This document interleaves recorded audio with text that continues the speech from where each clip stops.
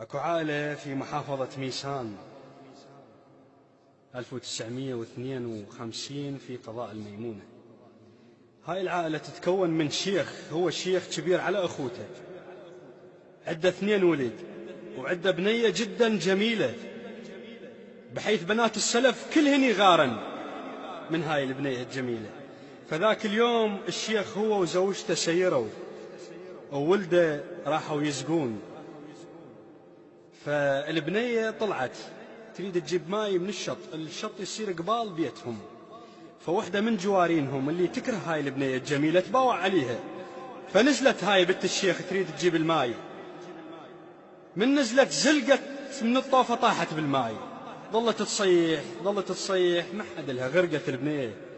هاي تباوع عليها جوارينهم، ما قالت البنية غرقت، ركضت بالسلف قالت بنت الشيخ فلان اجى عليها واحد ببلم، ونهبت وراحت وياه.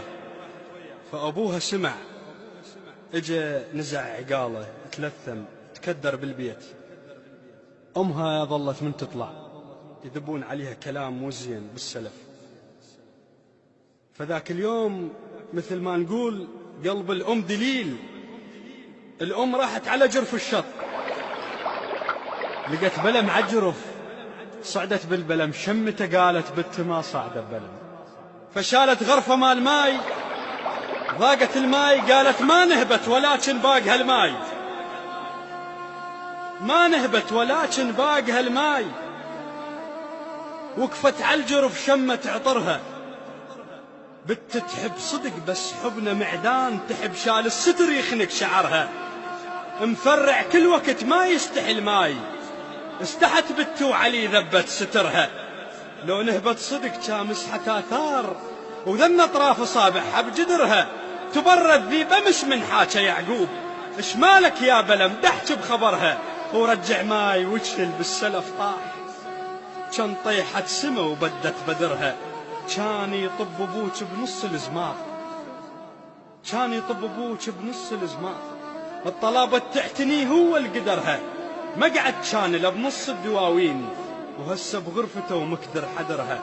يخزرن السلف من شازل الراس، العباية من السلف لث بكترها، مو لسعة جمر بس لسعة عيون، يذبها المادرة حكايش كبرها. وين القبو فاضل يخزر الماي وينشف الماي ويطلع خدرها، ما ريد الجثة بس الهدوم، خيط في حل ويجيب عذرها. بنت شناغ هرفوا بالقفا عيون، بنت الشرف ما شايف ظهرها، قطفت على الجرف هوس ام الحجول، عشت بديرته ولكن غريبة، الشرف شانوا علي ذبا مصيبة، بنت منين تعرف بالنهيبة، قبال اخوانها الضم القصيبة، ولو ردتوا شاهد تلقونه ما يشط عنها تحلفونه، ولو ردتوا شاهد تلقونه ما يشط عنها تحلفونه. للشاعر علي الصياد.